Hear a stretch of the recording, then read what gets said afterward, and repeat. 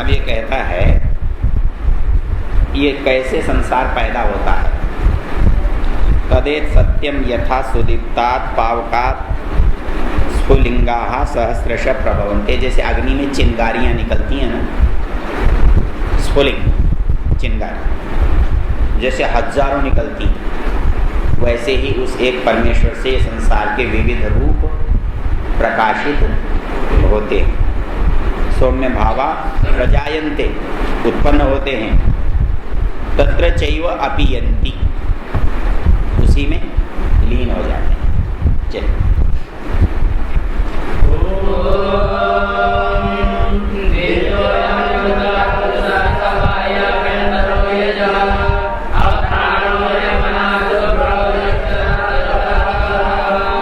कहता है वो कैसा है, दिव्य दिव्य है, अमूर्तः दिखाई न देने वाला है, वो पुरुष है, वो बाह्याभ्यंतर वो अंदर बाहर है, अजह कभी पैदा नहीं होता है, अप्राणः हमारी तरह वो प्राण से रहित है, अमना मन से रहित है, शुभ्र शुभ्र है, अक्षरात् और जो अविनाशी प्रकृति है उससे भी वो परे है।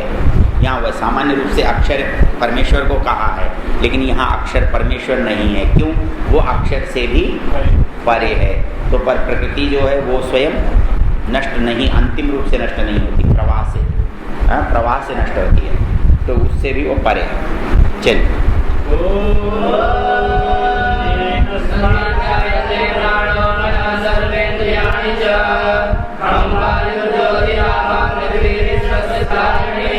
हाँ, उस परमेश्वर से ये सब पैदा होता है। क्या?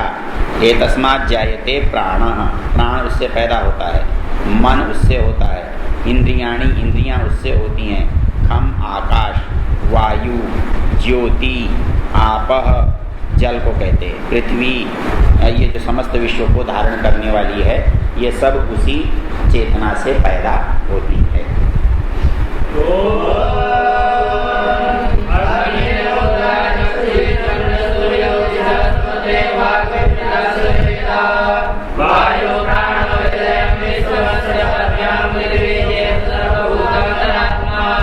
ये जो विराट पुरुष है ना, इसका क्या है?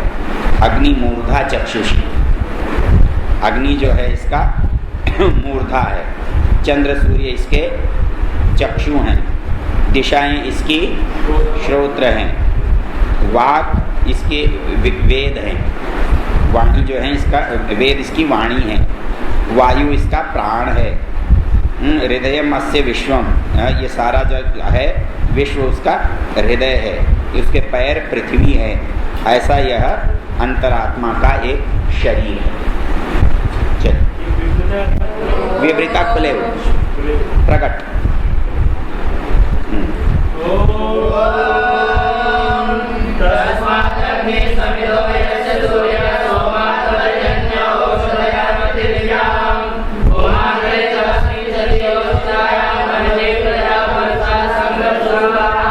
उसी से अग्नि है। समिधा यस्य सूर्य, उसकी आग है जिसकी समिधा सूर्य है। सोम है, पर्जन्य है, औषधियाँ हैं, ये पृथ्वी से पैदा होती हैं। मनुष्य से, मनुष्य और स्त्री से प्रजा पैदा होती हैं। चलिए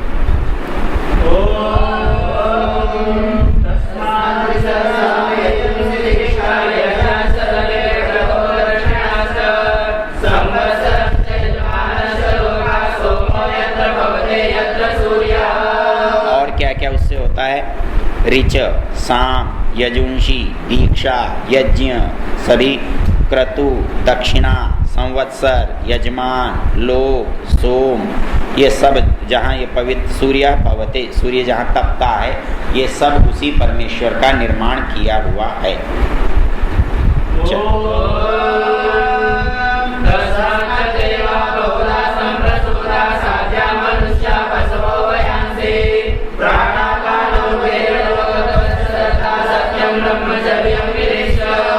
और सब उसी से है। क्या क्या? देवता लोग उसी से, साध्य उसी से, मनुष्य उसी से, अर्थात जो उच्च श्रेणी है वो देव, मध्यम श्रेणी है मनुष्य, और साध्य साधारण श्रेणी पशुओं, पशु पक्षी, प्राण अपान, धन धान्य, तप श्रद्धा, सत्य, ब्रह्मचर्य, विधि, ये सब उसी परमेश्वर से पैदा हुए हैं।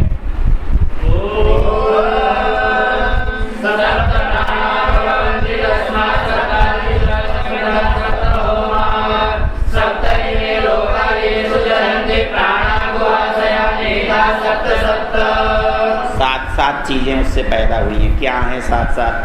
मनुष्य शरीर में सप्त प्राणा प्रभवंती सप्तार्चिष, अर्थात 2 आँख, 2 कान, 2 नाक और 1 मुख, ये 7 हैं। ये मानो 7 गुफा हैं। इन गुफाओं में प्राण विचरण करते हैं, हर एक में एक एक प्राण है। ये 7 प्राणे वालों का यज्ञ हो रहा है। इसमें 7 होम हो रहे हैं, इसमें 7 ही समिधाएँ पड़ रही हैं, इसमें 7 ही अग्नियाँ जल रही हैं। ये मानो उस विराट पुरुष से ही सब कुछ हो रहा है।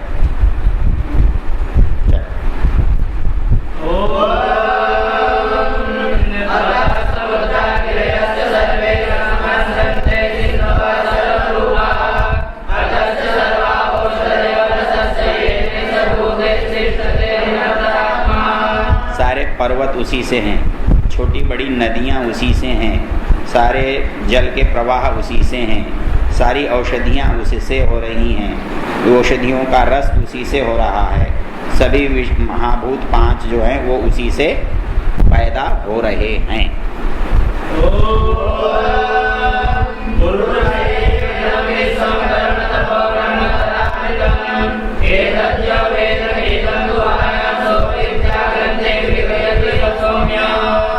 जो मनुष्य इस बात को समझता है कि ये सब कुछ उसी परमेश्वर से हो रहा है, और जो उसके अंदर अपने गहरे हृदय की गुफा में छिपा हुआ है, जो उसको जान लेता है, अविद्या ग्रंथिम विकरति, वो अपनी अज्ञान की गांठ को काट देता है। उसके अज्ञान की ग्रंथि खुल जाती है, यथार्थ उसे ज्ञान का पता लग जाता है। चलो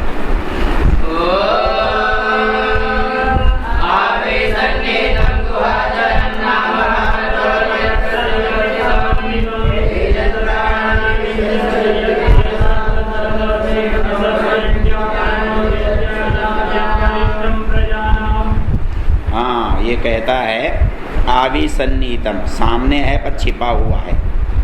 गुहाचरम, गुहा में है। महत् पदमत्रैतत् समर्पितम, कहता है उस महान पद मतलब जो लक्ष्य है का इसमें समर्पित है। वो कैसा है? एजत प्राणत निमिषत। एजत कहते हैं गति करता हुआ, प्राणत प्राण लेता हुआ, निमिषत पलक झपकता हुआ। मतलब ये जितनी क्रियाएं हैं वो सब कौन है? उसी के द्वारा हो रही हैं। एतत् जानथ, इसको तुम जानो। सद असद वरेण्यम, वो सब सत असत से ऊपर है, श्रेष्ठ है, उस परम विज्ञानवान है, सबसे वरिष्ठ है, प्रजाओं में श्रेष्ठ है। जो उसको जानता है वही अविद्या से मुक्त होता है।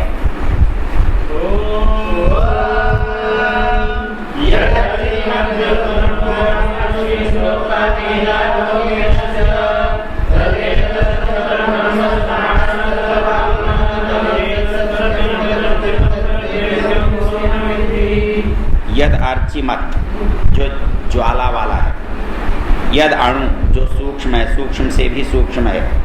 यस्मिन लोका निहिता, जिसमें सारा संसार समाया हुआ है, जिसमें संसार के सारे प्राणी समाये हुए हैं। तद एतत् अक्षरम ब्रह्म, वो अक्षर क्या है? ब्रह्म है। प्राणस्तदु वाङ्मनः, ये सब उसका प्राण है। वांग मन, वाणी, मन, ये सब उनका प्राण है।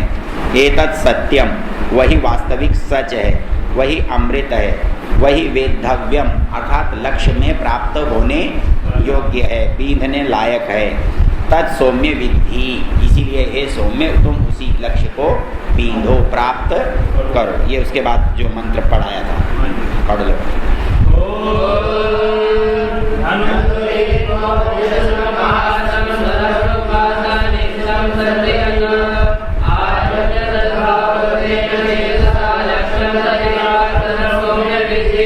उपनिषद को शास्त्र बनाओ, उपासना से बाण को तीव्र करो और खींच करके उस लक्ष्य को बींध डालो।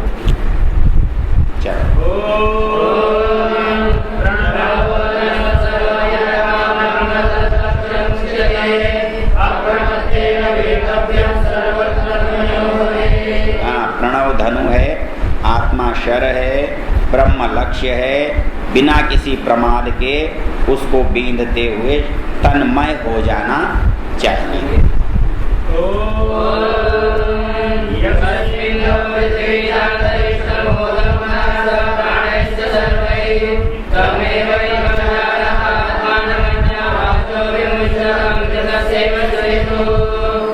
तमैव आत्मानं जानथ अन्या वाचो विमुंचथ। बोले बकवास बंद करो, ये सब फालतू की बात है। तमैव एकम जानथ, बस उसी एक को जानो। तमैव आत्मानं एकम जानथ, उसी एक आत्मा को जानो। अन्या वाचो विमुंचथ, बाकी फालतू बातें छोड़ो, बंद करो। क्यों?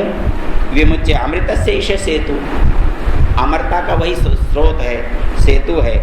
किसमें? कौन है? यस्मिन देव पृथ्वी च अंतरिक्षम ओतम, जिसमें द्यूलोक, पृथ्वीलोक, अंतरिक्षलोक, ओत प्रोत है। मनः सह प्राणिश्च सर्वे, जिसमें मन प्राण सब कुछ व्याप्त है। उसी एक आत्मा को जानो, वही आत्मा एक जानने योग्य है। चलो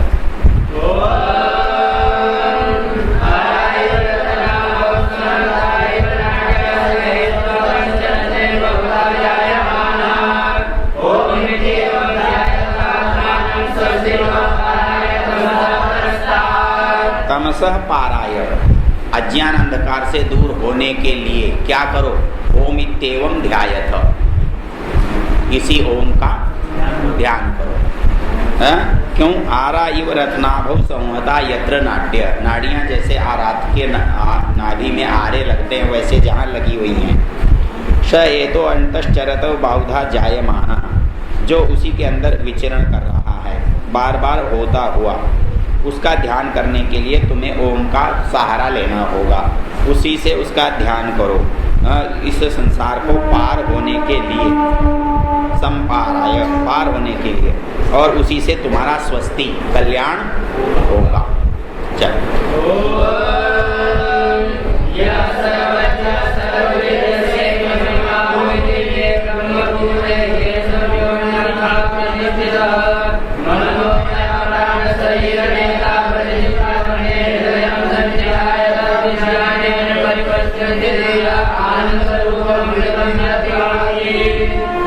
यह सर्वज्ञ, वो कैसा है?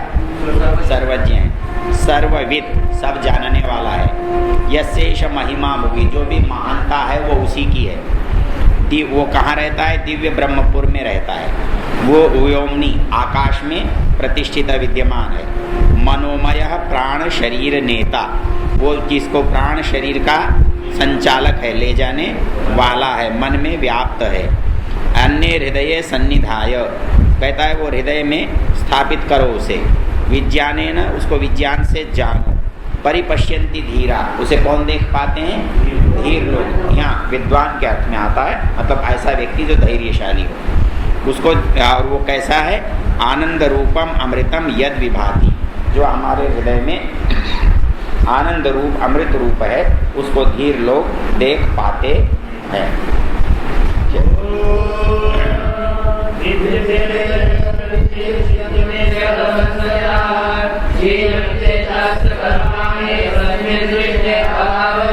बोले जब तक उसको नहीं देख लोगे तो संशय समाप्त नहीं होते। भिद्यते हृदय ग्रंथि, हृदय की गांठ जो है वो खुल जाती है। भिद्यते छिद्यन्ते सर्व संशया, वहाँ जाकर सारे संशय छिन्न भिन्न हो जाते हैं।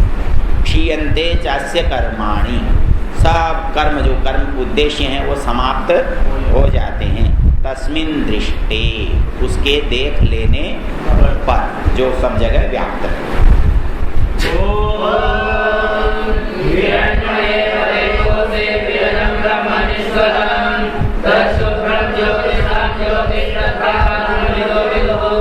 कल बताया था मैंने, कौन सी क्या चीज़ बताई थी? ये जो बात इस मंत्र में आई है वो कल बताई थी। किस संदर्भ में बताई थी? दहरम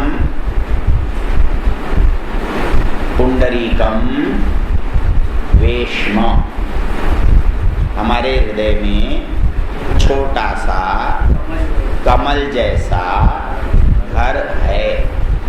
उसमें कौन रहता है? महान आत्मा।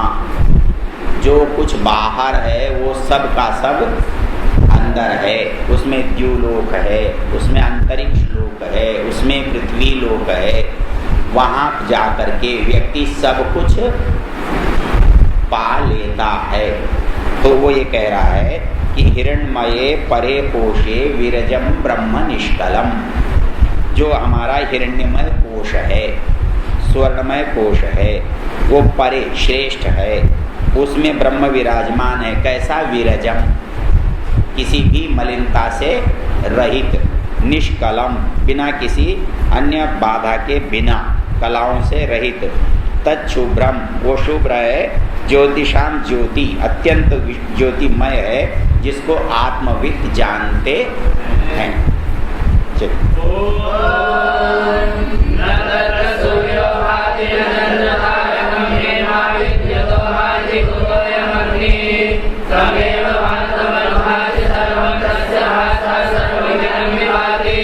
हाँ, बोले यहाँ तो कौन प्रकाश दे रहा है? सूर्य। कौन? चंद्र। कौन? अग्नि। लेकिन वहाँ क्या है? न तत्र सूर्यो भाति, सूर्य उसे प्रकाशित नहीं करता, सूर्य का प्रकाश उसके सामने कोई अर्थ नहीं रखता। न चंद्र तारकम, चंद्र तारों का प्रकाश भी कुछ नहीं है। नेमा विद्युतो भांति, ये बिजली की चमक भी उसकी चमक के सामने व्यर्थ है। कुतोयम अग्नि, अग्नि की तो हस्ती ही क्या है। तमेव, क्यों? इनमें सब में उसी का प्रकाश चमक रहा है। परमेश्वर के प्रकाश से ही ये सब प्रकाशित हो रहे हैं। तमेव भांतम अनुभाति सर्वम, उसकी भांति, उसकी चमक से ये अनुभाति, ये इन पर जो उसका प्रकाश पड़ रहा है, जिससे ये प्रकाशित है। तमेव भाषा सर्वमिदं विभाति, दुनिया में जो कुछ प्रकाश है वो सब उसी का है।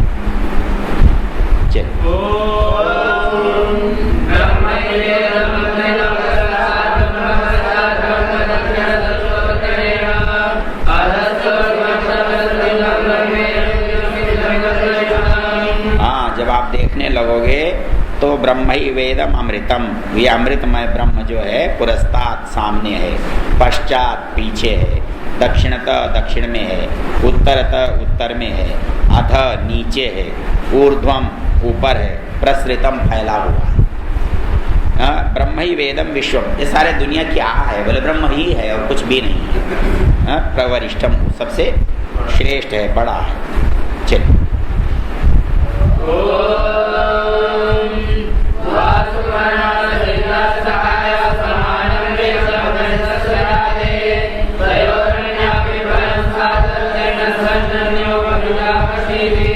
हाँ सवेरे बता दिया ना। इसे दो हैं, सुपर्ण हैं, साथ रहने वाले हैं, मित्र हैं, समान रूप से रहते हैं। उनमें एक उसका उपभोग करता है, दूसरा केवल उसका निरीक्षण करता है। चलिए,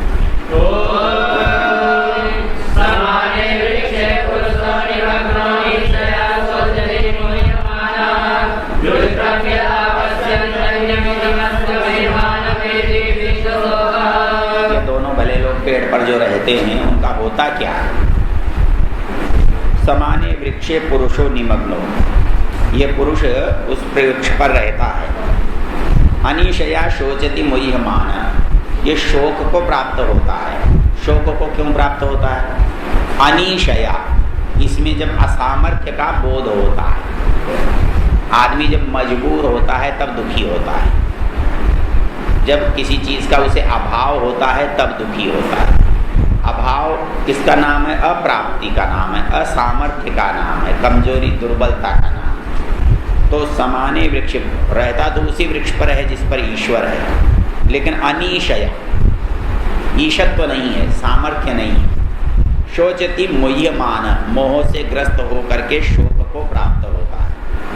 किंतु जुष्टम, जब दूसरे से दोस्ती बढ़ा लेता है, दूसरे की तरफ ध्यान कर लेता है, तो ईश को देख लेता है, समर्थ को देख लेता है, समर्थ का साथ ले लेता है, तो वीत शोक होकर महिमा को प्राप्त हो जाता है। जब ईश से जुड़ता है तो सामर्थ्यवान बन जाता है, और जब सामर्थ्यवान बन जाता है तो दुख से छूट जाता है। चलिए,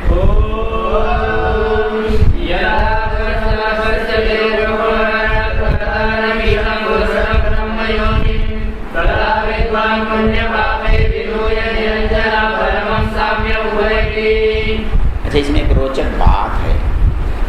कहता है कि योगी क्या करता है, पुण्य अच्छे काम करता है कि नहीं करता है, पुण्य भी लगता है कि नहीं लगता है? बोले नहीं लगता है। वो अच्छा नहीं करता है तो क्या करता है? अच्छा नहीं करता तो क्या करता है? बुरा करता है। बुरा भी नहीं करता है। क्यों? अच्छा करेगा तो पुण्य कहलाएगा ना, और पुण्य का फल फिर उसे मिलेगा। तो जो पुण्य नहीं होगा वो पाप होगा, उसका फल भी उसे मिलेगा। तो प्रसन्न होगा तो प्रसन्नता तो एक पलड़ा है, इधर झुका है।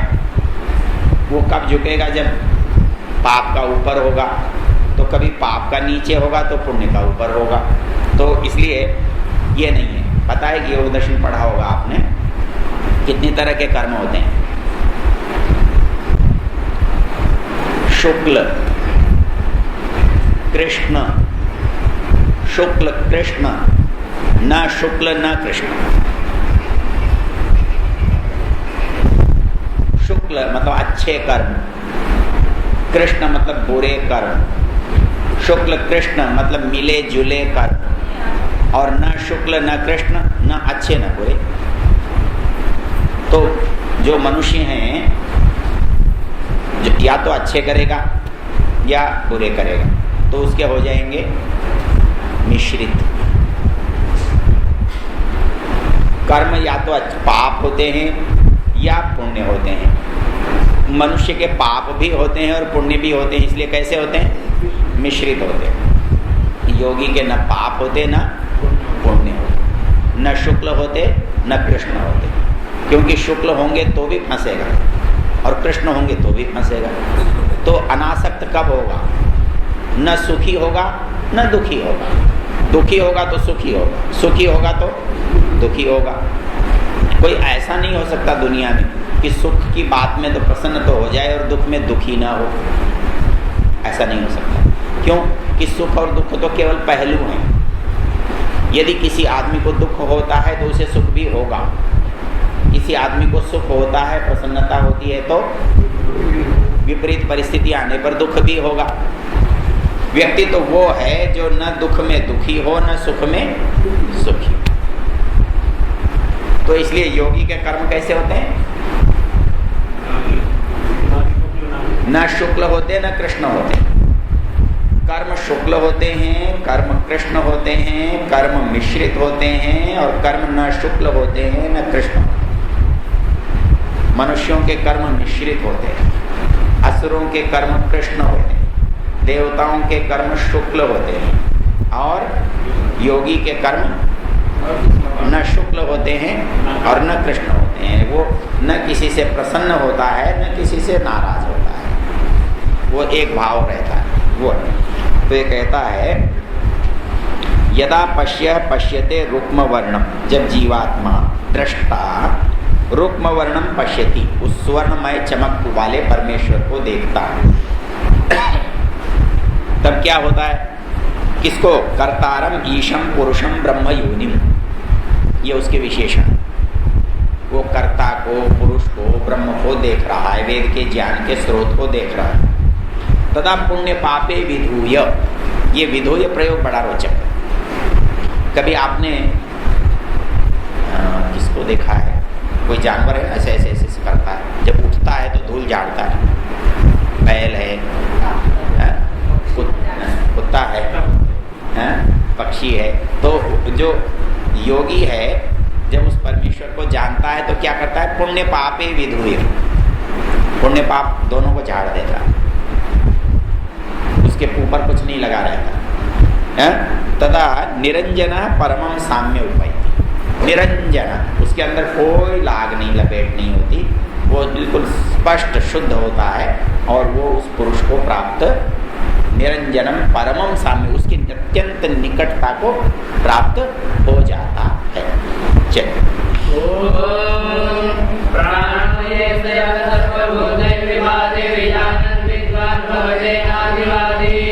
आत्मक्रीड़ा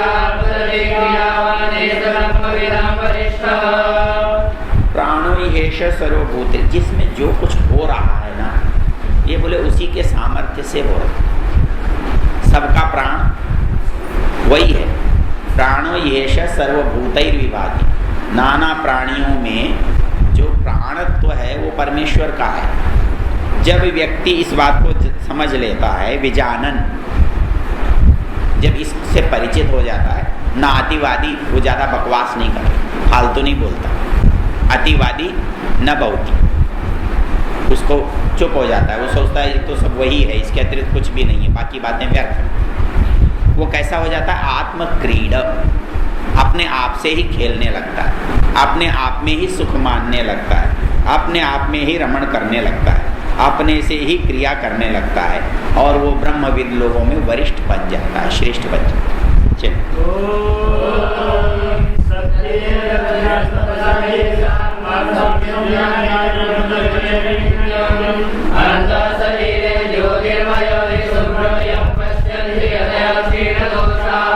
क्षीण दोषा यतयः यम पश्यन्ति अंतः शरीरे।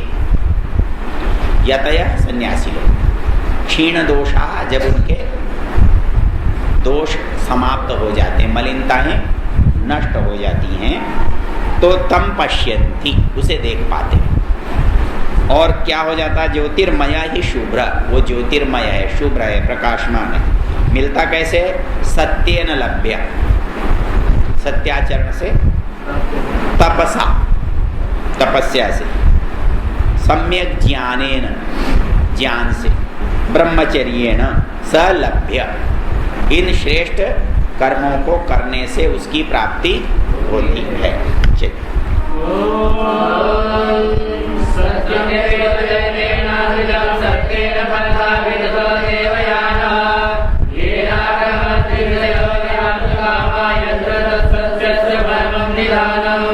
कहता है ये वाक्य बड़ा प्रसिद्ध है, और ये कहाँ लिखा है भला? कहाँ लिखा है?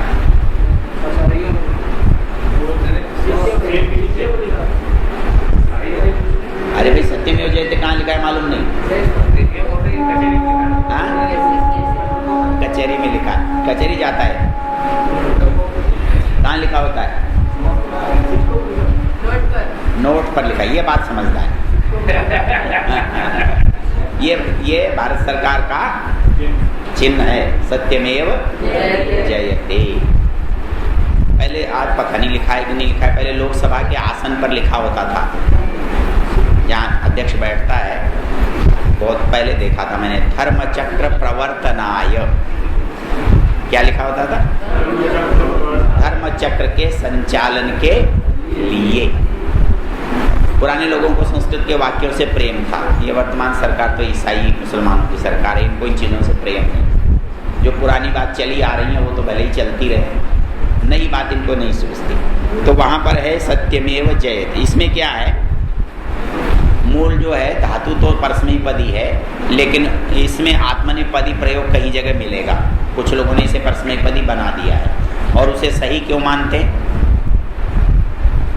आर्षत्वात्, आर्ष प्रयोग मानते हैं, इसलिए सत्यमेव जयते, क्योंकि जय जी धातु जो है वो परस्मैपदी है, जयति रूप बनता है, लेकिन वहाँ क्या है?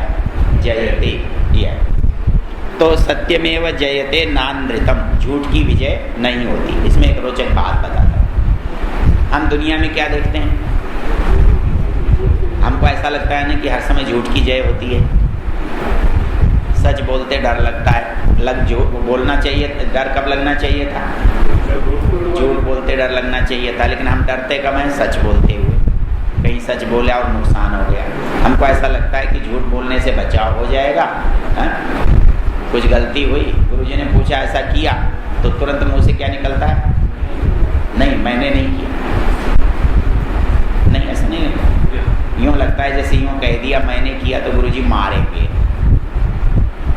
मैंने ग्राहक को सही बोल दिया तो लेगा नहीं, और वो लेता भी नहीं।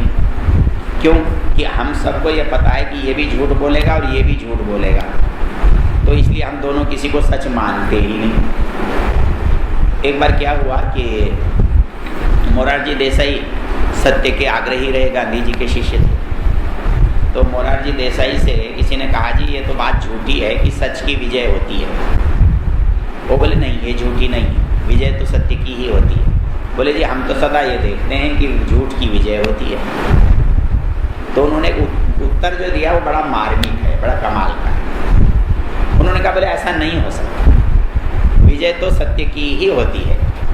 वो बोले जी नहीं, विजय तो देखो झूठ की होती है, अमुक केस में, अमुक केस में, अमुक केस में। तो बोले भैया एक बात बताओ, जब तुम केस लड़ते हो तुम 100% सच बोलते हो क्या?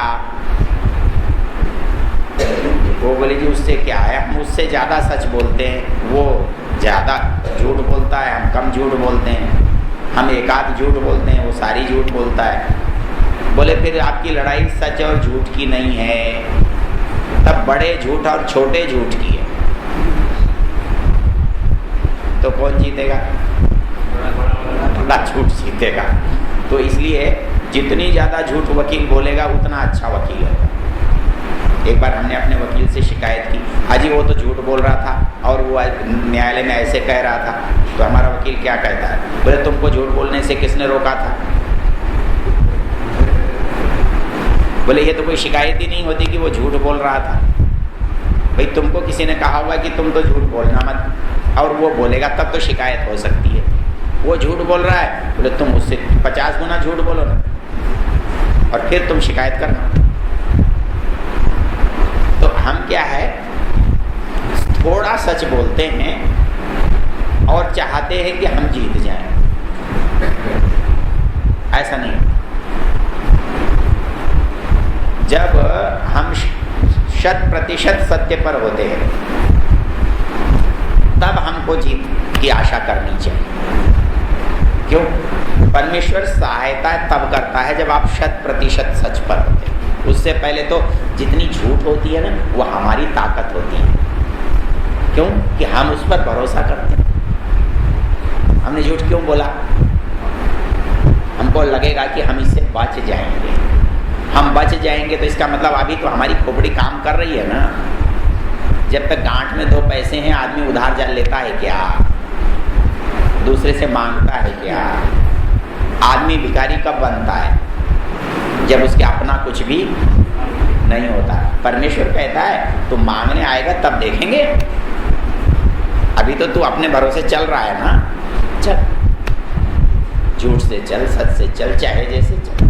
जिस दिन तू कहेगा कि भाई तू आप मैं तेरे भरोसे हूँ, अब मेरे पास कुछ नहीं, बोले उस दिन हम देख लेंगे। और जब भी आप देखोगे, जब आपको ऐसा लगेगा ना कि अब हमारे पास कुछ नहीं बचा, तब आपको जरूर कहीं न कहीं से सहायता हो जाएगी। एक उदाहरण दिया स्वामी श्रद्धानंद जी ने, कहने लगे कि एक अग्निहोत्री व्यक्ति था अमृतसर में। बोले वो बहुत ही बदमाश था, उसकी बदनामी भी बहुत थी। तो बोले मैंने अखबार में उसके विरुद्ध लेख लिख दिए। लेख लिख दिया तो उसने मुझ पर मानहानि का मुकदमा कर दिया। अच्छा, विचित्रता ये थी कि मेरे पास प्रमाण ही नहीं था। मैं देख रहा था, अनुभव कर रहा था कि वो गलत कर रहा है, मैंने लिख दिया तो उसने कचहरी में मानहानि का दावा कर दिया तो पेशी हो गई। तो बोले मैं जाकर खड़ा हो गया तो एक भी कागज मेरे पास नहीं। मैं सोचता रहा क्या होगा, अब आवाज़ लगेगी केस में और पूछेंगे तो मैं क्या कहूँगा। बोले इतने में क्या हुआ कि मध्यांतर हो गया, लंच हो गया तो मैं ऐसे ही अपने पीछे हाथ बांध के टहल रहा था। तो मेरे हाथ में सरसराहट हुई, तो मैंने मुड़कर देखा तो कोई अग्निहोत्री के हाथ की लिखी हुई चिट्ठियों का पुलिंदा जो है ना, वो मेरे हाथ में थमा गया। और उनको देखा तो मैं निश्चिंत हो गया। बोले जैसी आई केस पर आवाज़ लगी, मैं गया तो जज साहब ने कहा तो मैंने पुलिंदा उनकी टेबल पर रख दिया। मतलब वो जो सहायता होती है ना, जब सब रास्ते बंद हो जाते हैं, वो तब प्राप्त होती है। जब तक आपके पास छोटे से छोटा स्रोत बाकी है ना, तब तक भगवान चिंता ही नहीं करता। भुगतते रहो जो आपको कर, मैं ऐसा कर दूंगा, मैं ऐसा कर दूंगा। भाई कर दे भाई, रोका किसने? तो वो ये कहता है कि वो जीत सकता है, वो परमेश्वर के साथ जब साथ लेगा, साथ कब लेगा? जब ये कह देगा कि अब मेरे बस का नहीं है, अब मैं तेरे शरण में हूँ, तो तू जो कहेगा वो मैं करूँ। तो सत्य कर चाहने वाला व्यक्ति क्या करता है कि भाई मुझे सत्य करना है, चाहे जो हो जाए। झगड़ा इसमें क्या है, एक बात बताऊँ आपको। हम दो तरह से ईमानदार होते हैं, हम दो तरह से ईमानदार होते हैं। एक ईमानदार दिखने के लिए होते हैं और एक ईमानदार होने के लिए होते हैं। और हम ज़्यादातर ईमानदार दिखने के लिए होते हैं। उसकी पहचान कैसे पता कि हम ईमानदार दिखने के लिए हैं या ईमानदार होने के लिए हैं? आप एक मज़ेदार बात अनुभव करना कि दफ्तर में जाओगे तो बेईमान आदमी ज़्यादा काम करता है, ईमानदार आदमी निठल्ला बैठता है। नहीं होता? नहीं, ऐसा ही होता। क्यों? ईमानदार आदमी 10 बजे आएगा, धीरे से अपना सामान निकालेगा और कोई क्या कहेगा, बोले साहब जितना समय है उतना ही तो करूँगा ना। 5 बजे बंद करके अपना टिफिन उठा के चला जाए। बेईमान आदमी बैठा रहे, रात तक भी बैठा रहे। बोले बाबूजी, बोले हाँ भाई ये काम करना है। बोले बाबूजी बड़ा मुश्किल है, मैंने एक ज़मीन के कागज़ के लिए 15 साल जप मारा, मुझे नहीं मिला। वो बोला जी ऐसा हुआ ही नहीं, ऐसा मिलता ही नहीं, ऐसा निकलता ही नहीं, ये तो बहुत पुराना है। मैंने जिसको ज़मीन बेची उसको 1 महीने में मिल गया और उसने केवल 40,000 रुपये खर्च किए और आदमी उसे घर लाकर देकर चला गया, जबकि वो 30-35 साल पुराना किस्सा था। तो बेईमान आदमी मेहनत बहुत करता है। अच्छा, हम समझते क्या है मालूम है? बोले जी ईमानदार आदमी तो भूखा मरता है, धर्मात्मा आदमी तो परेशान होता है, धर्मात्मा तो सदा दुखी रहता है। बोले झूठ। बेईमान आदमी सदा सुखी होता है, बेईमान आदमी सदा संपन्न होता है, बेईमान आदमी सदा ऊंचा होता है। झूठ, गलत। आप क्या समझते हैं? मैं ईमानदार हूँ तो मेहनत करने की क्या ज़रूरत है? मैं ईमानदार हूँ इसलिए पैसा मेरे पास बिना कमाए आना चाहिए। चोर मेहनती है इसलिए खाता है, चोर है इसलिए नहीं।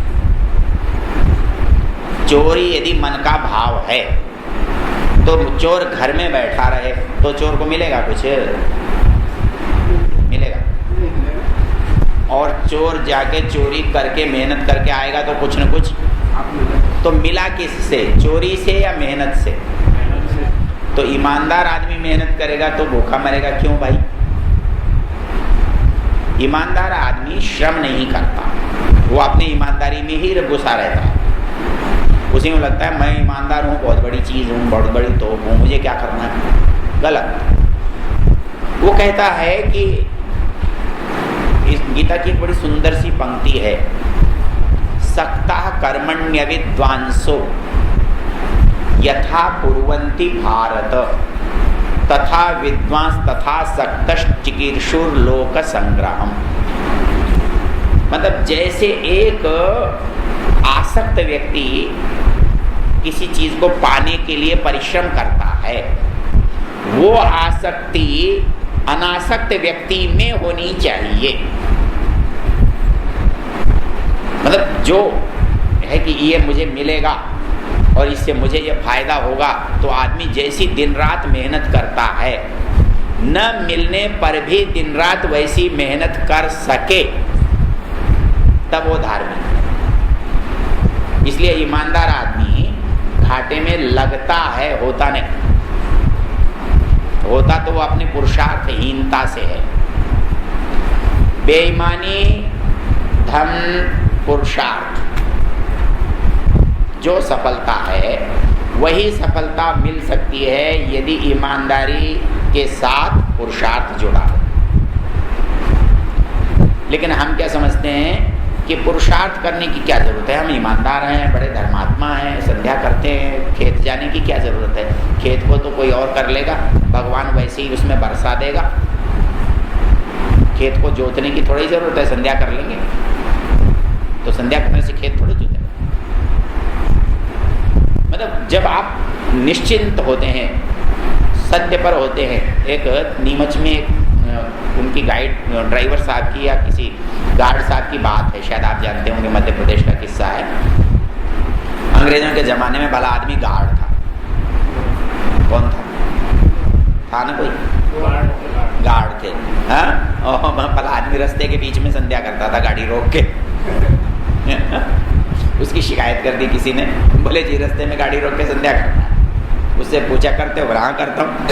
बोले क्यों? बोले मेरे संध्या का समय। ओह, बोले अच्छा भला आदमी। बोले करूँगा मैं तो संध्या करूँगा। तो अफसर उससे नाराज होने की जगह कहता है कि ठीक है आप एक ईमानदार आदमी हैं और आप करते हैं तो थोड़ा सा ख्याल रख कर किया कीजिए। ऐसी एक घटना थी। वो स्टेशन पर काम करते थे, कौन सज्जन थे, वो सिग्नल देते थे और उन्होंने गलत सिग्नल दे दिया और उससे गाड़ी टकरा गई। स्टेशन मास्टर कोई अंग्रेज था, उसने पूछा कि भाई ये सिग्नल गलत हुआ? वो बोला जी हाँ गलत हुआ। अरे बोले तो मर जाएगा ऐसा बोलेगा? वो बोले जी क्या कर सकता हूँ, गलत तो हुआ है। बोले नहीं, ये लिख दे कि मैंने ऐसा नहीं किया, कैसे हुआ मुझे पता नहीं। बोले नहीं, ये तो नहीं लिखूँगा, मैं तो यही लिखूँगा कि मेरे से हुआ है। तो उसको दंड तो मिला पर हल्का मिला। उसके अफसर ने कहा कि ये सत्यवादी व्यक्ति है, अपने विभाग के लिए आवश्यक है। तो ये कहता है कि जिस दिन आप उस पर निर्भर हो जाओगे ना, उसके प्रति समर्पित हो जाओगे, तब उसकी जिम्मेदारी आएगी। जब तक आपको अपना भरोसा है, वो जिम्मेदार नहीं है आपके नफे नुकसान का, तब तो आप हो, क्योंकि नफा तो आपका ही होता है ना। आप कहते हो मैंने कमाया, अब ये कब कहते हो भगवान ने दी? घाटा हो तो कहते हो उसने छीन लिया। तो ये कहता है सत्यमेव जयते नानृतम सत्येन पंथा विदतो देवयान। देवयान का मार्ग जो है वो सत्य का मार्ग है। मतलब असत्य पर चलते हुए कोई देवयान के मार्ग का अनुसरण नहीं कर सकता। ये ना क्रामंत्य ऋषयो याप्त काम, मतलब जिसको चलते हुए ऋषि लोग लक्ष्य तक पहुंचते हैं, वो परमेश्वर सत्य का निधानम, खजाना है, स्रोत है। चलिए,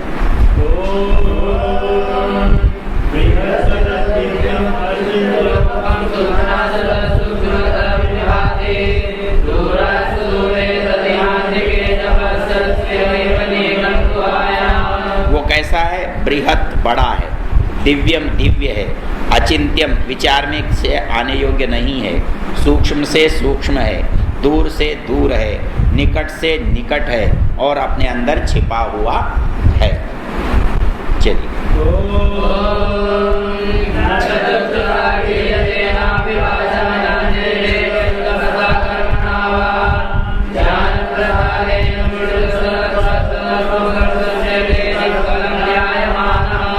न चक्षुषा गृह्यते, वो ज्ञानेंद्रियों से पकड़ में नहीं आते, ना भी वाचा, कर्मेंद्रियों से भी नहीं आता, नान्य देवई, अन्य इंद्रियों से भी नहीं आता, न केवल तपस्या से आता, न कर्म से आता, वो तो ज्ञान से प्रकाशित होता है।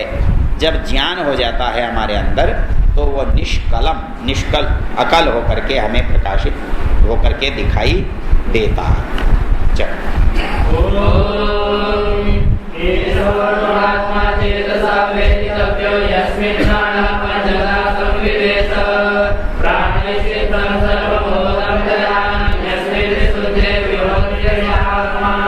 हाँ, पहले आप अपनी आत्मा को पाओ तो वो उसको वहीं पा सकते हो।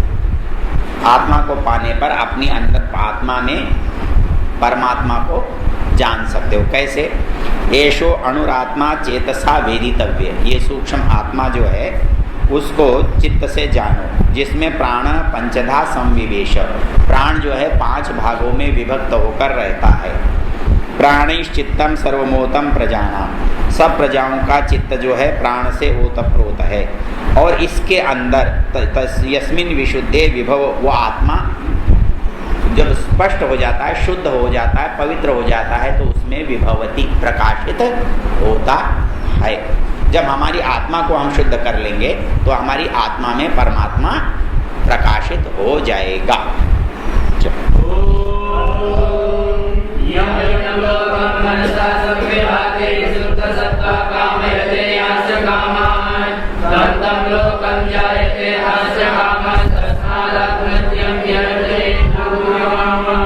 हाँ, यदि आप चाहते हो भूति काम, ऐश्वर्य की इच्छा है, परमेश्वर को जानना है, तो जो आत्मज्ञ लोग हैं उनकी उपासना करो, उनकी सेवा करो, उनकी पूजा करो।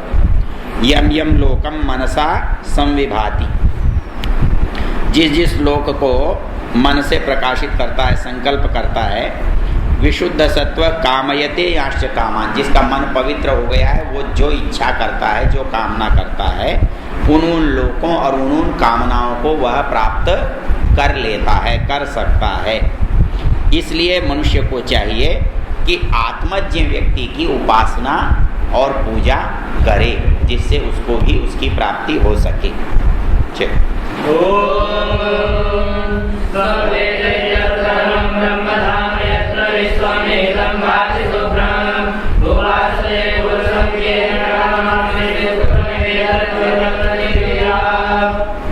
हाँ, अब ये कहता है कि स वेद एतत् परमं ब्रह्म धाम, वो व्यक्ति उस ब्रह्म के परम धाम को जानता है। यत्र विश्वम निहितम भाति शुभ्रम, जिसके अंदर विश्व प्रकाशित हो रहा है। उपासते पुरुषम, यह अकामः, जो कामनाओं से रहित होकर पुरुष जिसकी उपासना करते हैं, वे धीर पुरुष उसको प्राप्त कर लेते हैं।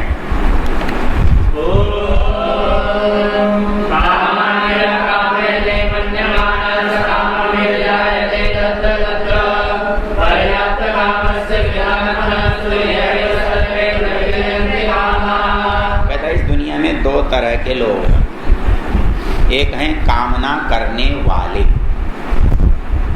कहता है कि कामना करोगे तो जहां जो कामना करोगे वहां जाओगे। कामना करने से क्या होगा? चाहोगे ना, जहां चाहोगे वहां तो जो चीज आपने चाही नहीं है वहां जाओगे कैसे? क्योंकि नहीं कब चाहोगे? जब आप कामना से रहित कब होगे? जब उसको देखोगे। तो कामना से रहित हुए बिना उसे देख नहीं सकते, और उसे देखे बिना जिस कामना को करोगे वहां जाओगे, और वहां जाओगे तो वो तो पीछे छूट जाएगा। तो कहता है कामान यह कामयते मन्यमाना, कामनाओं को मानता हुआ, कामनाओं की इच्छा रखता हुआ जो प्रयत्न करता है, स तत्र तत्र कामभिर जायते, जैसा जैसा वो इच्छा, जैसा पुरुषार्थ वो करता है, भगवान उसको वैसा वैसा उस जगह भेज देता है। भाई फल, उसको फल तो मिलेगा यदि उसने पुरुषार्थ किया है, इच्छा की है। लेकिन वो कहता है भगवान मुझे तो कुछ नहीं चाहिए, पर्याप्त काम, कामना ही मेरी समाप्त हो गई तो बेचारा क्या करेगा? फिर अपने पास ही तो बुलाएगा और करेगा। विकल्प क्या बचता है? जब तक मैं चाहता हूँ मुझे ये करना है तो कहता है कर ले जा, ये भी कर ले, ये भी कर ले, ये भी कर ले। बोला मुझे तो आप कुछ नहीं करना, तो फिर आ जा, जाने दो उसको। तो ये कहता है पर्याप्त कामस्य कृतात्मना, जो कृतात्म है, बोले आप मुझे कुछ नहीं करना, पर्याप्त काम, जिसकी कामनाएं पूर्ण हो गई। यही वह सर्वे प्रविलियंति काम, उसकी कामनाएं तो यहीं समाप्त हो जाती हैं, नष्ट हो जाती हैं, अकाम हो जाता है। फिर क्या चिंता की बात है? चलिए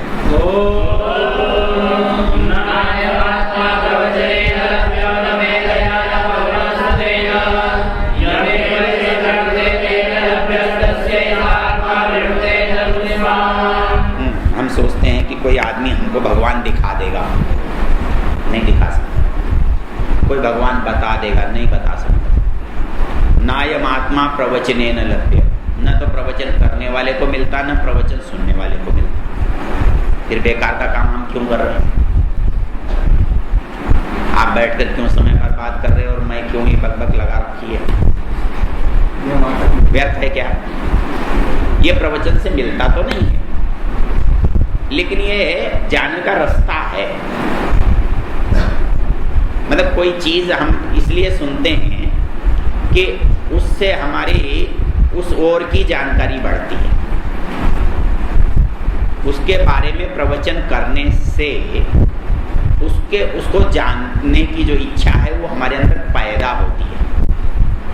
क्यों कि यदि हम चोरों उचकों के बीच में बैठेंगे तो हमें उनके संस्कार पड़ेंगे।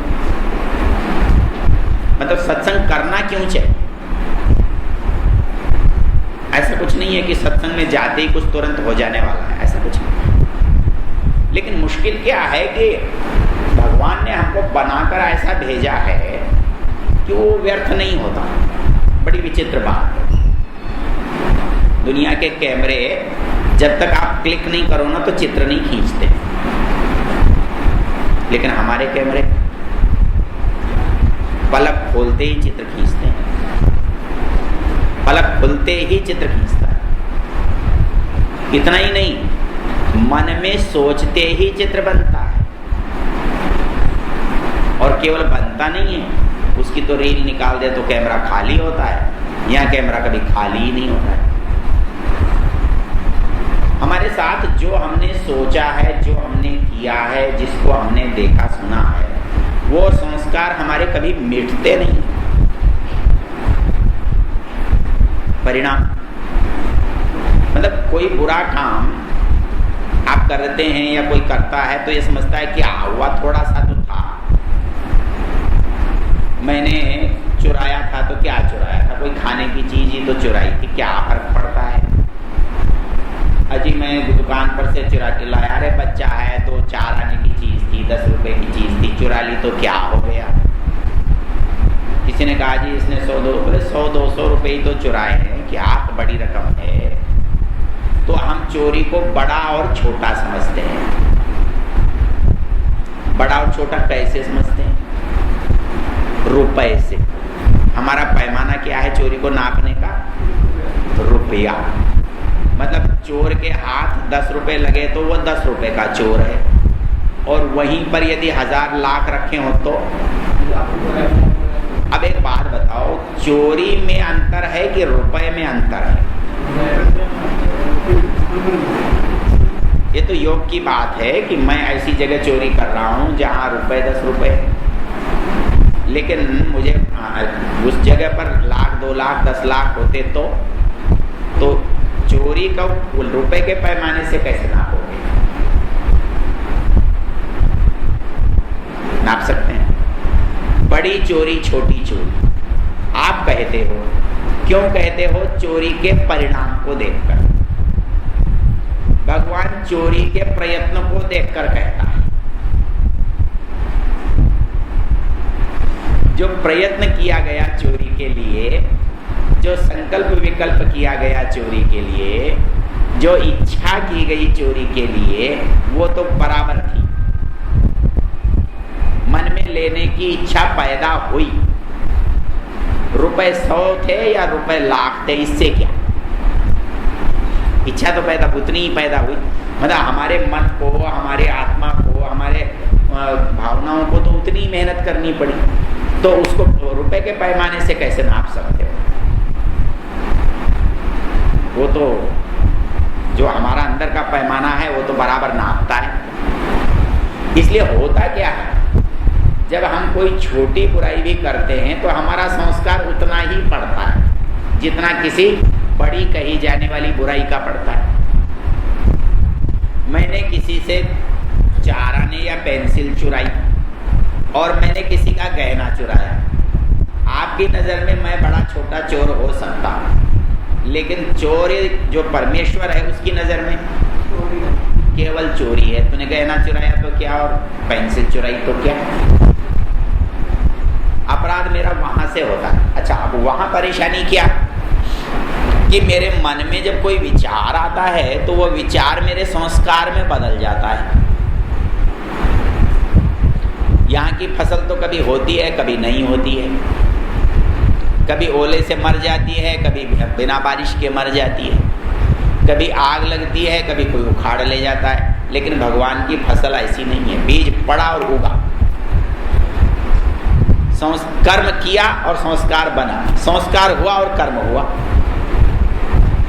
बड़ी उपजाऊ धरती है। मन में एक बुरा विचार आया तो तुरंत दूसरे विचार की भूमि बन गई। मुश्किल ये है। एक बार ये योग दर्शन पढ़ने का नुकसान बहुत होता है। ये जो उपदेश सुनते हो ना, ये बहुत मुश्किल काम है। और मुश्किल काम क्या, घाटे का काम है। मेरे एक मित्र हैं, वो कहने लगे, देखो यार वहाँ ये अपराध हो रहा है। बोले यार तुमने हमको कायर बना दिया है। बोले जब से तुम्हारे ये दर्शन वर्शन अध्यात्म पढ़े, अच्छा बुरा सोचने लगे, तो मन में आता है ये नहीं करना चाहिए, कायर हो गए। नहीं पढ़े होते तो जाके 2 लाठी मार के आ जाते।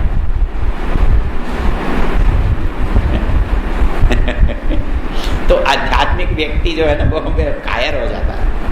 वो सब परमेश्वर की सोचने लगता है, समाज की सोचने लगता है, आत्मा की बात सोचने लगता है। तो उसमें क्या होता है, कैसे नुकसान होता है। यदि आपने ये सोच लिया कि चोरी करना बुरा है, तो आप ज़्यादा दंड पाओगे। क्यों? चोरी करने से पहले सोचेंगे करूं कि नहीं करूं, अरे ये तो चोरी है। इच्छा होती है कि ये चीज़ उठा ली जाए, मन में आता नहीं उठाना चाहिए, तो लगता है बेकार सीखा। ना मन में आता उठा कर चल देते, चोर तो नहीं होते। मन में आता ही नहीं कि हमने चोरी की है, अपराधी तो नहीं बनते, कम से कम अपनी नज़र में तो नहीं बनते। दूसरा कहता तो कहता रहता। लेकिन यहाँ क्या होता है, दूसरा तो बाद में कहता है। मन में आया, हाँ चीज़ तो अच्छी है, ले लें, कहते हैं चोरी है, अपनी नज़र में पहले अपराधी बन जाता है। हाँ, ये अध्यात्म का घाटा है। नहीं मतलब आपने को जिस दिन ये पता लगने लगा, तो आदमी क्या होता है, संवेदनशील हो जाता है। और कितना संवेदनशील हो जाता है, योग दर्शन याद करो तो, योग दर्शन का सूत्र याद करो। उसकी एक व्याख्या में व्यास ऋषि लिखते हैं, अक्षिपात्र कल्पो ही विद्वान। क्या लिखते हैं? अक्षिपात्र कल्पो ही विद्वान। आदमी जब ज्ञानी होने लगता है, चिंतक होने लगता है, विचार कर काम करने लगता है, तो वो बहुत संवेदनशील हो जाता है। कितना संवेदनशील हो जाता है, अरे हमारी पीठ पर कोई लकड़ी आकर गिर गई तो गिर गई, कुछ ज़्यादा चोट थोड़ी ही लगी। और आँख में गिर जाए तो, और आँख में तिनका गिर जाए तो मनुष्य जो ज्ञानी होता है वो अक्षिपात्र कल्पो ही, वो आँख की तरह से संवेदनशील हो जाता है। उसको थोड़ा भी बुरा जो है ना, बहुत दुख देता, देर तक चुभता, इसलिए वो डरता है, भयंकर डरता। तो इसलिए होता क्या है कि जो बुराई, जिसे सामान्य रूप से लोग बुराई ही नहीं मानते, एक धार्मिक व्यक्ति उससे भय खाता है। एक बार योग दर्शन पढ़ सुन करके या पढ़ा करके मैं बाजार में गया, बड़ा मुश्किल रहता है। जिसके स्कूटर पर गया था वो बोला जी मुझे तेल भरवाना है। चलो भाई भरवा लो। उतर के तेल भरवाने लगे, इंजन में उसने तेल डाला, उसने कहा जी इसमें वो भी डाल दो। क्या? ऑयल। तो ऑयल डाला, तो उसकी कभी हाथ की क्रिया आपने देखी है ऑयल डालने वाले की? वो सारे देश में एक सी होती है, ऐसा करता है। तो मैंने उसको पूछा, काफ़ी कमा लेते हो? वो समझ गया। वो बोला जी शाम तक 300 रुपये बच जाते। 300 लगाना कितनी बड़ी रकम बचती है। हमने उल्टा सोचना शुरू किया। दुनियादार के हिसाब से तो ये ठीक था कि 300 कमाता है, तो रोज़ 300 कमाता हो तो महीने भर में कितने कमाएगा, साल भर में कितने कमाएगा, ये तो पैसे वाला हो जाएगा। एक सोच तो ये है। हमने योग दर्शन पढ़ा तो गलत सोचना शुरू किया। मैंने उससे पूछा कि ये जो करता है तो एक बार करने का एक संस्कार पड़ा, हो गई उल्टी, गिनती उल्टी हो गई। एक बार करने का एक संस्कार पड़ा। दिन में कितनी बार किया? 300 बार किया, 300 बार नहीं किया हो तो 200 बार किया, 200 बार नहीं किया तो 100 बार किया, 100 बार नहीं किया, कुछ इसको किया तो 2 दिन में कितना किया, 10 दिन में कितना किया, महीने में कितना किया, साल में कितना किया, तो संस्कार कितने इकट्ठे हो गए? मैंने कहा फिर स्वप्न में भी यही करता होगा, तेल भरता होगा तो ऐसे ही भरता होगा। तो अब मैंने बताया जब ये संस्कार इतने बद्धमूल हो जाएंगे तो फिर ये करेगा क्या, उसका परिणाम क्या होगा? बड़ा मुश्किल काम हो जाएगा। फिर तो उस बुराई की इतनी मोटी परत बन जाएगी कि उसमें तो छेद भी नहीं हो सकता। तो बुराई और अच्छाई का जो झगड़ा है वो बस मामूली सा है। हम क्या समझते हैं? छोटी सी बुराई। लेकिन वो छोटी बुराई का जब ढेर लगता है तो वो दो अपराध एक साथ होते हैं। 2 अपराध एक साथ कैसे होते हैं? एक तो उस संस्कार का बीज पड़ता है और वो बीज पैदा होने लगता है, और दूसरा संस्कार आपने किया तो वो मजबूत हो जाता है। जैसे वो अमेरिकन घास होती है ना, जो गेहूं में आई थी, आप जाकर देखो तो जंगल के जंगल अमेरिकन घास के हैं। वो जितनी बार उगती है उतने उसके बीज और झड़ जाते हैं और दोबारा उससे ज़्यादा घास उगाती है। वही स्थिति हमारे चित्त में संस्कारों की होती है। यदि आपने संस्कारों की झाड़ू नहीं लगाई, उनको कम करना, उनको समाप्त करना, तो कैसे करोगे? तो जो हैं उनको कम करना तो बहुत मुश्किल होता है, लेकिन उनकी गिनती को कम करना आसान होता है। कैसे? अच्छे काम करोगे तो, करना बंद करने से गुजारा नहीं होता, बिना किए तो चलता ही नहीं है। तब क्या करना पड़ेगा कि अच्छे कामों की गिनती बढ़ाओ। तो जब एक फसल आपको हटानी है तो दूसरी बढ़िया फसल बो, तो दूसरी फसल धीरे धीरे कम हो जाएगी। हमारे यहाँ झगड़ा क्या है? बिना भोगे खत्म नहीं होता। और दुनिया के सारे धर्मों में झगड़ा भोगने का नहीं है। ये वैदिक धर्म में बड़ा मुश्किल धंधा है। ये बिना भोगे का, यहाँ ऐसा गणित नहीं चलता कि 10 पाप हैं और 15 पुण्य हैं, तो 15 में से 10 घटा दो तो खाली 5 पुण्य का फल मिल जाए। ऐसा नहीं होता। यहाँ क्या होता है? 15 पुण्यों का फल अलग मिलता है और 10 पाप का दंड अलग मिलता है। इसलिए एक भी संस्कार जो है वो बिना फल दिए जाएगा नहीं, इसलिए उनसे पीछा छूटना नहीं। तो बचने का उपाय केवल एक, कि अच्छे संस्कारों को बार बार बनाते रहो। ये सत्संग और कुछ नहीं करता, यही करता। अच्छे ग्रंथ पढ़ना, अच्छे व्यक्तियों के साथ रहना, अच्छी बात सुनना, अच्छी बात सोचना, ये केवल एक काम करता है कि आपके अच्छे संस्कारों को दृढ़ होने का मौका देता है। और अच्छे संस्कार दृढ़ होंगे तो मनुष्य की प्रवृत्ति अच्छी होती है। इसलिए सत्संग करने की, इसलिए अध्यात्म करने की, इसलिए प्रवचन करने की, इसलिए स्वाध्याय करने की जरूरत होती है। बाकी इसका सीधा कोई फायदा नहीं होता। हाँ, एक से बोला, पंडित जी ने कहा कि पंडित जी बोले यजमान हवन करने से घर में समृद्धि आती है। तो यजमान बोला पुरोहित के घर में आती है। यजमान का तो घाटा हो रहा है, हवन करेगा। हाँ, इन्होंने आचार्य जी ने कहा यहाँ आओ, आपको बहुत पुण्य मिलेगा। अरे पुण्य किसको मिलेगा? पैसा तो आपने खर्च करना है आने के लिए, दान दक्षिणा आपने देनी है। तो बोले आचार्य जी हमको क्या मिलने वाला है? मिलने तो आपको वाला है। तो ये मोटा सौदा है, बारीक सौदा तो आपको ही मिलने वाला है। तो इसलिए व्यक्ति अच्छे कामों को करता है या करना चाहता है, क्यों? कि उसकी जो प्रवृत्ति है वो अच्छाई की ओर चले। ये महत्वपूर्ण बात है। तो इसलिए कहाँ चल रहे थे हम? नायमात्मा प्रवचनेन लभ्य। कोई आदमी वो कहता हो कि मैं तुमको वेद की कथा सुना के, पुराण की कथा सुना के, प्रवचन करके भगवान को दिखा दूंगा, दोनों महामूर्ख। न प्रवचन से भगवान किसी को बताया जा सकता, न प्रवचन सुन के किसी को भगवान मिलता। नायमात्मा प्रवचनेन लभ्यो न मेधया न बहुना श्रुतेन। बहुत ज्ञानी होने से, बहुत बुद्धिमान होने से भी नहीं मिलता। मिलता किसको है? यमैवेश वृणुते, वो जिसको चाहता है। हम जा तो रहे हैं, हम गए, हाँ जी मिलना है, राष्ट्रपति से मिलना था। हमें कब मिलना था? 2-3 महीने पहले। हम तो बहुत चले जाएं मिलने के लिए, लेकिन हम कब मिलेंगे? जब वो मिलना चाहे।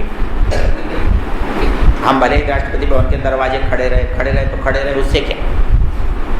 हमारे प्रयत्न तो वहाँ तक होते हैं, उसके बाद हमारा प्रयत्न नहीं होता, उसके बाद तो उसकी कृपा होती है। तो प्रयत्न करना हमारा काम है। तो ये जो आत्म, अध्यात्म, योग, स्वाध्याय, ये सब क्या है? प्रयत्न है। लेकिन प्राप्ति जो है वो हमारे हाथ की चीज़ नहीं है। वो जिस दिन हमको इस योग्य मानेगा उस दिन उठा लेगा, आजा भाई तू भी आजा।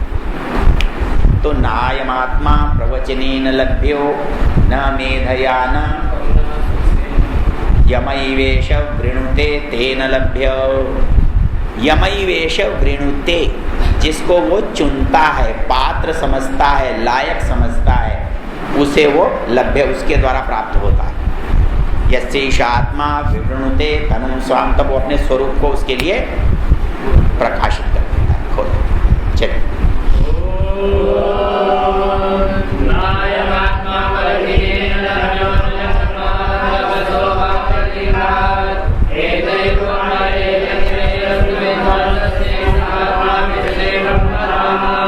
ये आत्मा बलहीनों के द्वारा भी प्राप्त नहीं किया जा सकता, ये प्रमादियों के द्वारा भी प्राप्त नहीं किया जा सकता, ये तपस्वियों के द्वारा भी, जो तपस्वी नहीं है उनके द्वारा भी प्राप्त नहीं किया जा सकता। ये केवल उद्देश्यहीन लोगों के द्वारा भी प्राप्त नहीं किया जा सकता। वो कहता है कि जो विद्वान एतैर उपाय यतते, जो ऊपर बताए गए उपाय हैं उनसे यदि यत्न करता है तो किसी दिन इस अजीवात्मा को प्राप्त कर लेता है, जहाँ पर परमात्मा का उसे साक्षात्कार होता है। चलिए,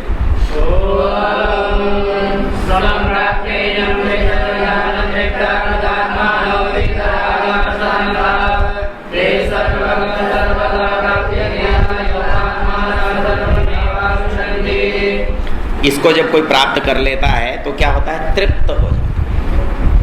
और जब कोई तृप्त हो जाए तो भाई आपको आज खीर खिलानी थी और आपने कहा और खाओ और खाओ और खाओ, कब तक खाओगे? और तृप्त होने के बाद फिर खाओगे। तो कहता है कि जब उसे कोई पा जाता है तो क्या होता है? तृप्त, कृतात्मान, कुछ करने का फिर बचता नहीं। वीत रागा, उसके अंदर से इच्छा ही खत्म हो जाती है, शांत हो जाता है, क्योंकि ये भाग दौड़ चंचलता कुछ चाहने के लिए होती है। जब चाह ही मिट गई तो चंचलता किसका? सर्वगम सर्वतः प्राप्य, वो सब स्थानों पर है, कहीं भी उसे पाया जा सकता है।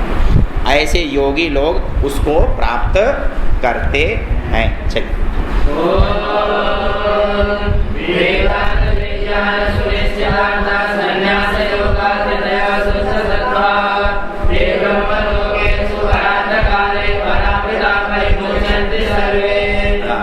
प्रातःकाल इसकी चर्चा हो चुकी थी। तो जो ऐसे वेदांत के जानने वाले विद्वान हैं, सन्यासी हैं, यति हैं, शुद्ध सत्व वाले हैं, वो ब्रह्मलोक को प्राप्त करके परांत काल तक वहाँ सुख आनंद का उपभोग करते हैं।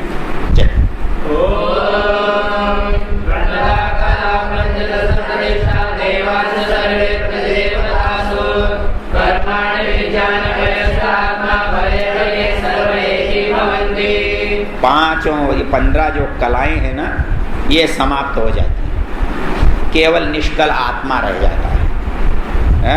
और सारे जो हमारी इंद्रियां हैं अपने कारणों में लीन हो जाती है। भौतिक है तो भौतिक पदार्थों में लीन हो जाती हैं और केवल विज्ञान में आत्मा शेष रहता है और वो परम आत्मा में जा पहुंचता है। और आत्मा, परमात्मा कैसा है? अव्यय। अव्यय मतलब ये अव्यय क्या होता है भाई? ए बच्चों, अव्यय क्या होता है? अव्यय क्या होता है? पूरा बोलो।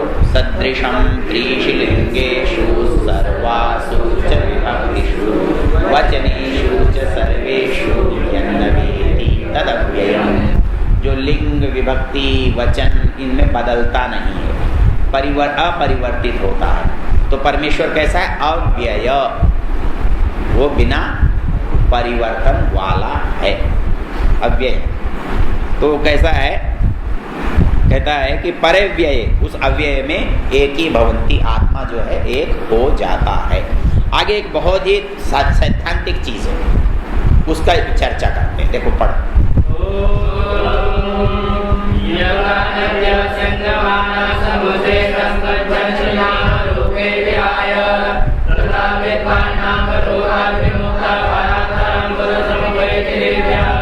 लोग कहते हैं आत्मा सो, पक्की बात मान्य है?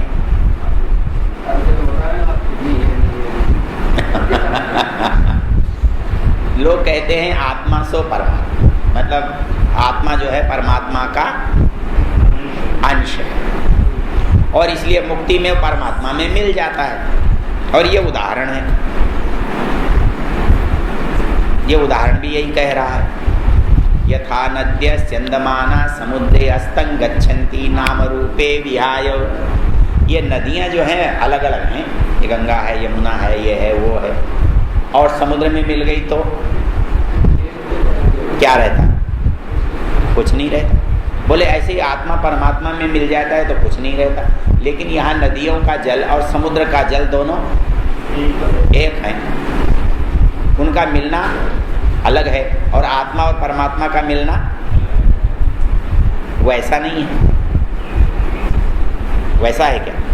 क्योंकि वहाँ तो अंश अंशी भाव है, मतलब उसमें से जल निकलेगा, किसी न किसी अंश में कम होगा, मिलेगा तो बढ़ेगा। तो परमात्मा कोई घटता बढ़ता है क्या? तो उसमें कटता छटता है क्या? फिर कैसे करोगे इसका अर्थ?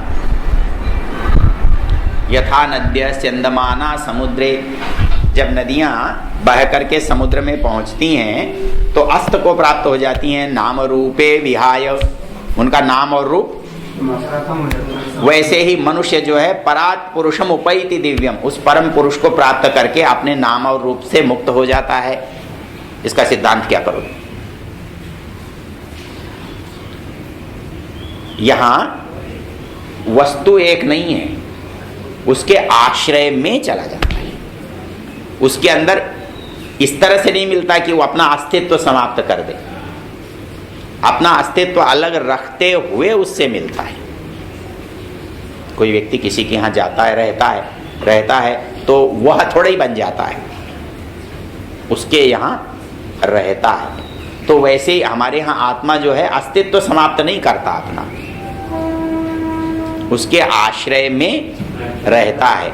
और उसके बराबरी क्यों है? दोनों चेतन है, इसकी चेतना है, तो ये चेतन होने से आनंद का उपभोग कर सकता है, क्योंकि वो आनंदमय है, उसके पास आनंद की संपूर्णता है, अधिकता है, इसलिए ये उसके आश्रय में रहता है। इसलिए इसका जो उदाहरण है, उदाहरण फिर ये क्यों दिया? क्योंकि दूसरा उदाहरण दिया ही नहीं जा सकता। परमेश्वर केवल, उसकी तुलना में कोई दूसरी वस्तु है ही नहीं, तो उपमा कैसे दोगे? भाई देवदत्त कैसा है, ये जदत्त जैसा है, तो जैसी दो चीजें हैं तब उपमा होती है। लेकिन देवदत्त है ही एक दुनिया में, तो वो कैसा है नहीं बताया जा सकता, तो आसपास जो भी चीज है उससे बता देते हैं। इसलिए भगवान कैसा है? बोले सूरज की तरह चमकता है। बोले सूरज का भगवान का मेल क्या है? सूरज तो बोले राई रत्ती भी नहीं है उसके सामने, फिर क्या करें? बोले और कोई पैमाना ही नहीं है, और कोई बताने की बात ही, साधन ही नहीं है, इसलिए बताना पड़ता। तो जो सबसे निकट उदाहरण है वो दिया है कि जैसे पानी में मिलकर के अपने नाम रूप छोड़ देता है, वैसे ही आत्मा परमात्मा के निकट जाकर के अपने नाम रूप छोड़ देता है। लेकिन ये नाम रूप जो बाह्य हैं उनको छोड़ देता है, अपने अस्तित्व को नहीं छोड़ता है। अपना अस्तित्व छोड़ेगा तो उसका अस्तित्व संकट में पड़ जाएगा। वो एक नया झगड़ा खड़ा हो जाएगा, उसको अभी नहीं करते। चलो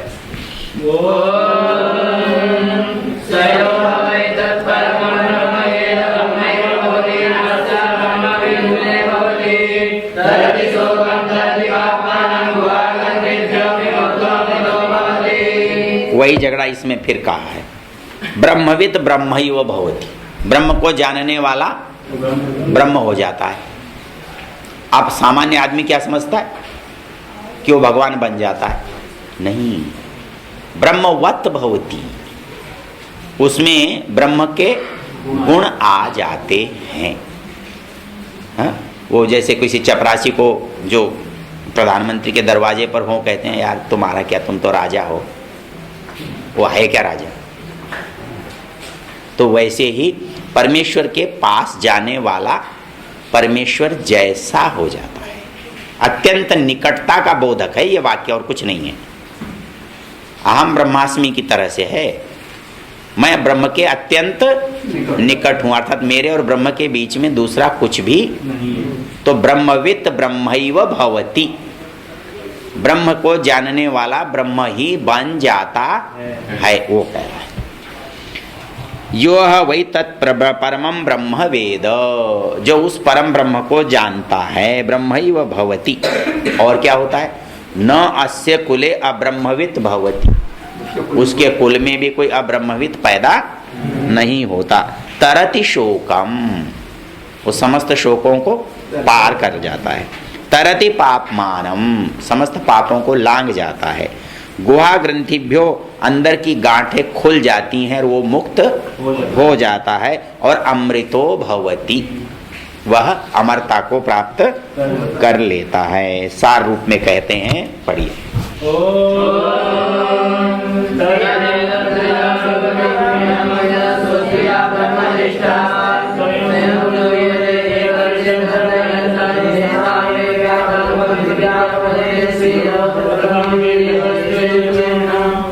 हाँ, कहता है ये ज्ञान किसी को ऐसे वैसे को नहीं देना चाहिए। जिनको इच्छा न हो, जिनके पास श्रम न हो, जो तपस्वी न हो, जिन्होंने व्रत का धारण न किया हो, उनको ये ज्ञान न दे।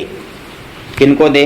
क्रियावंत, जो कर्मठ हैं, श्रोत्रिया, जो विद्वान हैं, ब्रह्मनिष्ठा, जो ब्रह्म में आस्था रखते हैं, स्वयं जूहत, हवन करने वाले हैं, एकर्षिम श्रद्धयंत, परमेश्वर में श्रद्धा रखते हैं, तेषाम एवैताम ब्रह्म विद्याम वदेत, ऐसे ही लोगों को ब्रह्म विद्या का उपदेश देना चाहिए।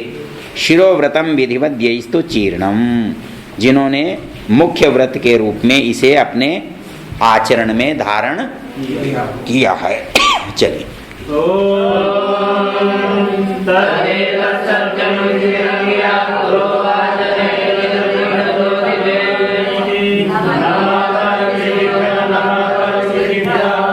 हाँ, ये पहले भी आया था ना। तदेतत् सत्यम, ये जो सत्य है, इस सत्य को अंगिरा पुरोवाच, अंगिरा ऋषि ने उपदेश में कहा था। नहीं तद अचीर्ण व्रतो अधीते, जिसने आचरण का व्रत नहीं लिया है उसको ये अध्ययन करना संभव नहीं है। इसलिए इस ज्ञान को जो परिश्रमी हैं, जो निष्ठावान हैं, जो व्रती हैं, उनको ही देना चाहिए। नमः परम ऋषिभ्यो, नमः परम ऋषिभ्यः, उन ऋषियों को जिन्होंने ये ज्ञान दिया है उनको हम क्या करते हैं?